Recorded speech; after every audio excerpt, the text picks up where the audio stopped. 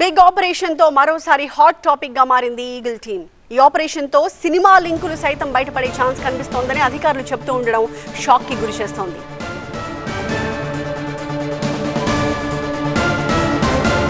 తెలంగాణ వ్యాప్తంగా eagle team భారీ operation చేపట్టింది. హైదరాబాద్, సైబరాబాద్, మల్కాజ్గిరి, ఫ్యూచర్ సిటీ, నిజామాబాద్, మహబూబ్ నగర్లలో ఏకకాలంలో దాడులు చేస్తోంది.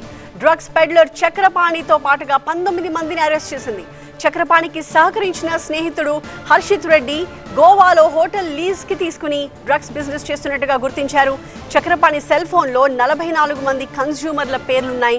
గోవా కేంద్రంగా చక్రపాణి, హర్షిత్ డ్రగ్స్ సరఫరా చేసినట్టుగా అధికారులు భావిస్తున్నారు. చక్రపాణికి సినీ పరిశ్రమతో కూడా సంబంధాలున్నాయని అధికారులు చెప్తున్నారు. సినిమా వాళ్లకు కూడా డ్రగ్స్ సరఫరా చేస్తున్నట్టుగా తేలిందని చెప్పి అధికారులు అంటున్నారు.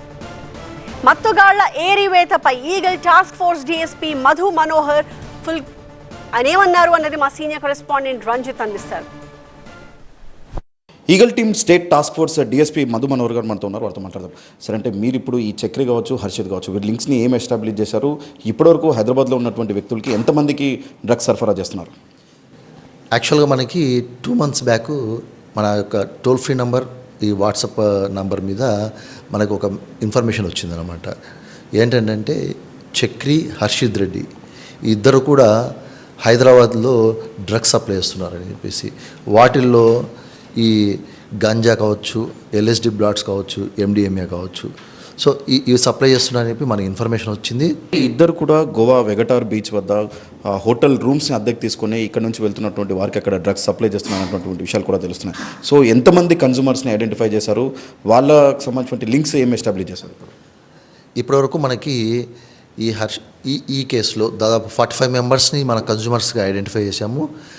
తర్వాత ఈ బ్యాంక్ స్టేట్మెంట్స్లలో కూడా మనకి ఒక 15 మెంబర్స్ దాకా ఈ బ్యాంక్ ట్రాన్సాక్షన్స్ కూడా ఉన్నట్లు ఐడెంటిఫై చేశాము.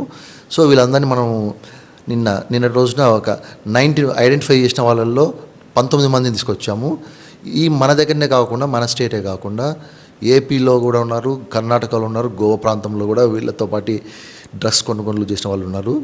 సో నిన్నటి రోజున మన దగ్గర తెలంగాణలో 19 మందిని పట్టుకొచ్చాము. ప్రధాన నిందితుడిగా ఉన్నటువంటి చక్రికి ఇక్కడ చాలామంది ఇండస్ట్రీకి సంబంధించిన వ్యక్తులతో పరిచయాలు ఉన్నాయి. వారికి కూడా ఆయన డ్రగ్స్ సరఫరా చేస్తున్నటువంటి విషయాలు తెలుస్తున్నాయి. మీ దర్యాప్తులో ఎలాంటి అంశాలు బయటకు వచ్చాయి? మనము ఈ రోజు వరకు జరిగిన ఇన్వెస్టిగేషన్లో, లేకపోతే ఈరోజు మనం తీసుకొచ్చిన వాళ్ళ కన్జ్యూమర్స్లో అయితే సినిమా వాళ్ళు ఎవరు లేరు. రేపు ఈ చక్రి కానీ, హర్షిత్ రెడ్డి కానీ మనం పట్టుబడినప్పుడు మనం ఆ కోణంలో కూడా విచారణ జరుపుతాం. ఇది గోవా కేంద్రంగా డ్రగ్స్ సరఫరా చేస్తున్నటువంటి చక్రపాణితో పాటు హర్షిత్ని త్వరలోనే అదుపులోకి తీసుకుంటాం. అలాగే మోస్ట్ వాంటెడ్ గాంజా డాన్గా ఉన్నటువంటి నీతుబాయ్ కావచ్చు, నీతుబాయ్ కొడుకులను కూడా త్వరలోనే అదుపులోకి తీసుకుంటాం అన్నటువంటి విషయాన్ని మాత్రం state task force narcotic DSP Madhu Manohar చెప్తున్నారు. కెమెరామెన్ హరితో రంజిత్, TV9 హైదరాబాద్.